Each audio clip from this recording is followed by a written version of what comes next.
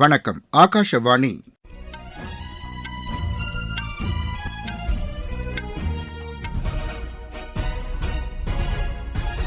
செய்திகள் வாசிப்பவர் ரெங்கநாதன். தலைப்புச் செய்திகள். குடியரசுத் தலைவர் மாளிகையில் நடைபெறும் ராஜாஜி உற்சவம் நாட்டிற்கு அவர் அளித்த பங்களிப்பை போற்றும் வகையில் அமைந்துள்ளதாக பிரதமர் திரு நரேந்திர மோடி தெரிவித்துள்ளார்.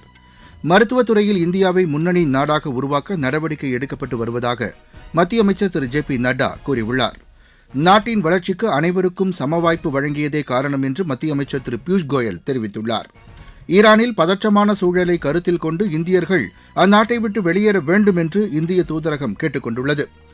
துபாய் டென்னிஸ் சாம்பியன் போட்டியில் இந்தியாவின் ராம்குமார் ராமநாதன், ஜீவன் நெடுஞ்செழியன் இணை பிரதான சுற்றுக்கு முன்னேறியுள்ளது. இனி விரிவான செய்திகள். நாட்டிற்கு ராஜாஜி அளித்த பங்களிப்பை போற்றும் வகையில் குடியரசுத் தலைவர் மாளிகையில் அவர் பெயரிலான உற்சவம் நடைபெறுவது பாராட்டுக்குரியது என்று பிரதமர் திரு நரேந்திர மோடி தெரிவித்துள்ளார். இது தொடர்பாக அவர் வெளியிட்டுள்ள சமூக வலைதள பதிவில், காலனித்துவ எண்ணங்களுக்கு எதிராக குரல் கொடுத்தவர் ராஜாஜி என்றும் அவருக்கு மரியாதை செலுத்தும் வகையில் இந்த முயற்சிகள் மேற்கொள்ளப்பட்டிருப்பதாகவும் குறிப்பிட்டுள்ளார்.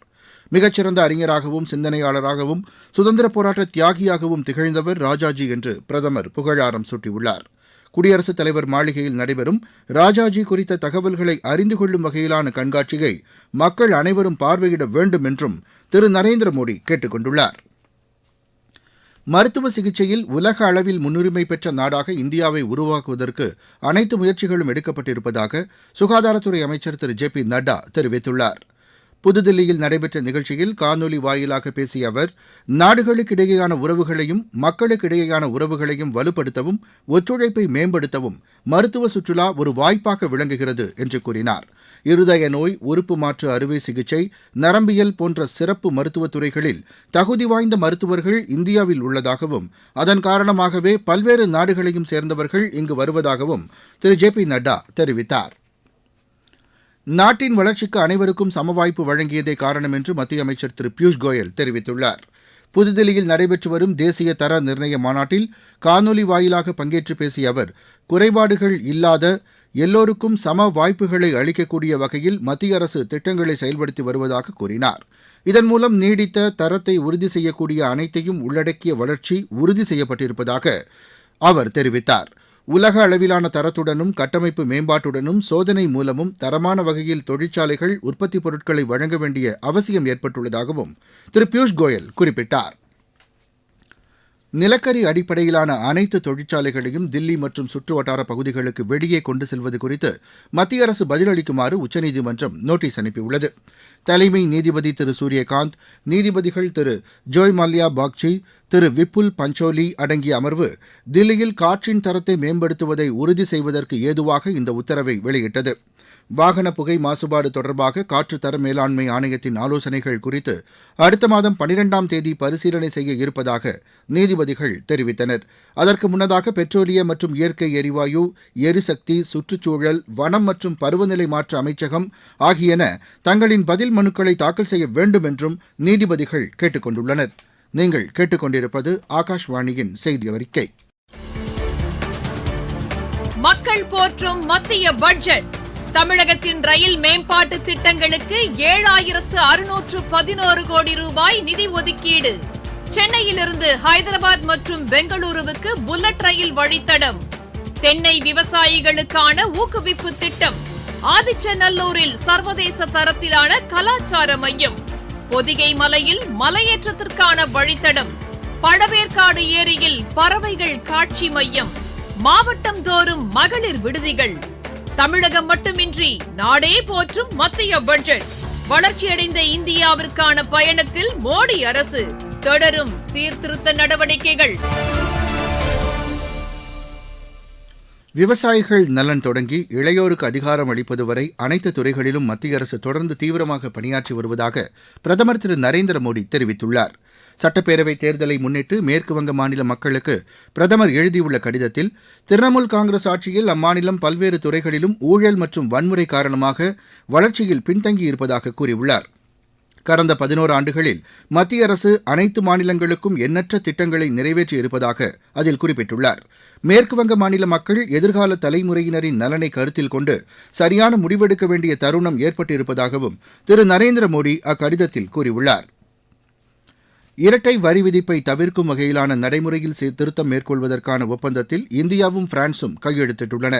இது தொடர்பாக புதுதில்லியில் நிதியமைச்சகம் வெளியிட்டுள்ள அறிக்கையில், அண்மையில் பிரான்ஸ் அதிபர் திரு இமானுவேல் மேக்ரான் இந்தியா வந்திருந்தபோது இந்த ஒப்பந்தம் கையெழுத்திடப்பட்டதாக தெரிவிக்கப்பட்டுள்ளது.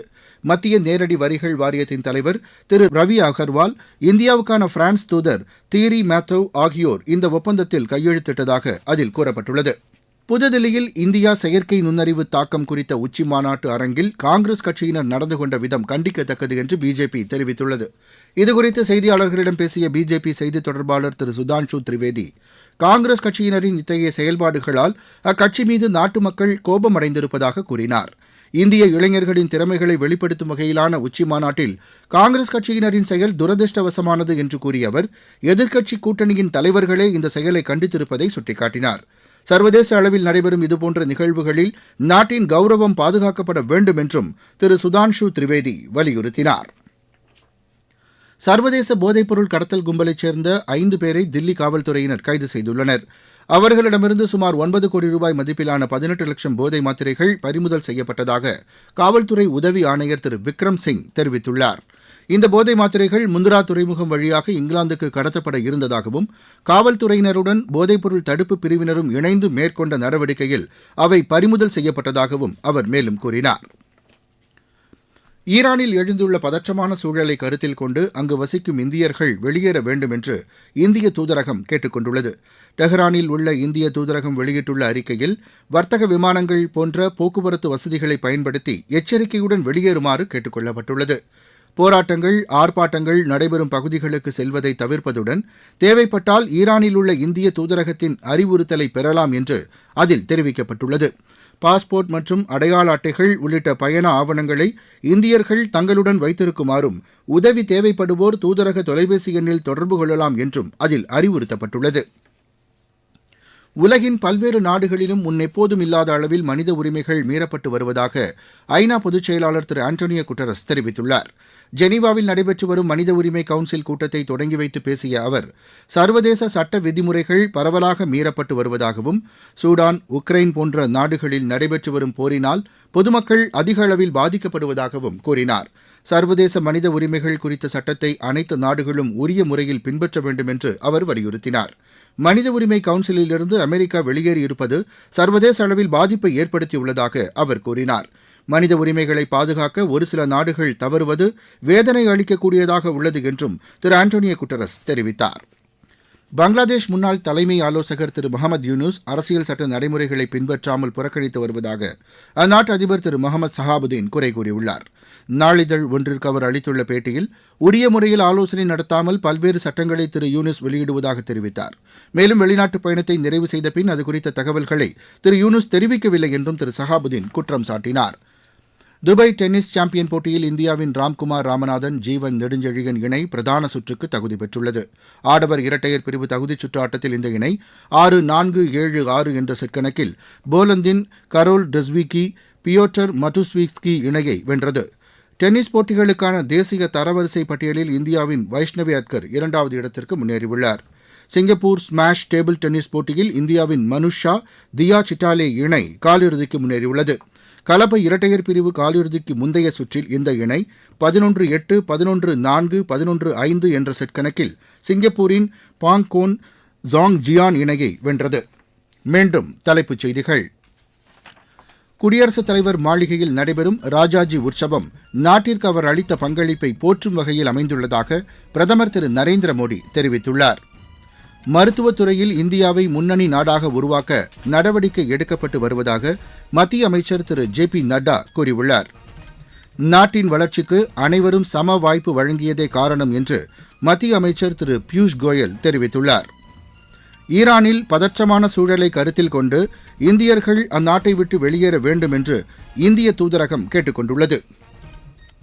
துபாய் டென்னிஸ் சாம்பியன் போட்டியில் இந்தியாவின் ராம்குமார் ராமநாதன், ஜீவன் நெடுஞ்செழியன் இணை பிரதான சுற்றுக்கு முன்னேறியுள்ளது.